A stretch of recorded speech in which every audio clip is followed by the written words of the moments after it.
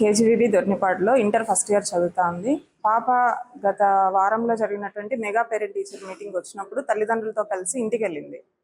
తిరిగి నిన్న తల్లిదండ్రులు హాస్టల్లో వదిలిపెట్టినప్పుడు హాస్టల్లో ఉండడానికి ఇష్టం లేదు అని చెప్పి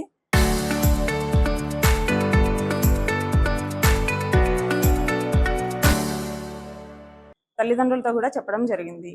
ఇది మా నోటీస్కి వచ్చినటువంటి విషయము.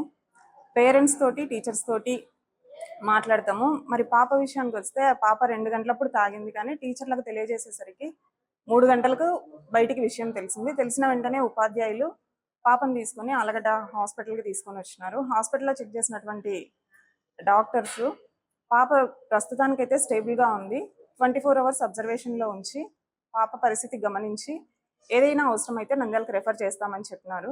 ప్రస్తుతానికి పాప కండిషన్ బాగా ఉంది. ఈ విషయం పట్ల మరి తల్లిదండ్రులతోటి, ఉపాధ్యాయులతోటి, ప్రిన్సిపల్ తోటి, పాపతోటి మాట్లాడిన తర్వాత మేము మీకు పూర్తి సమాచారాన్ని ఇవ్వగలము. ఆ టీచర్ పైన కూడా మేము మాట్లాడతాం సార్. టీచర్తో మాట్లాడింది మేము ఏ నిర్ణయం తీసుకోలేము. టీచర్తో మాట్లాడతాము. గత 2.5 సంవత్సరాలుగా టీచర్ ఆ స్కూల్లో వర్క్ చేస్తూ ఉన్నారు, గమనిస్తాము. మాట్లాడిన తర్వాత మీకు పూర్తి సమాచారాన్ని అందిస్తాం.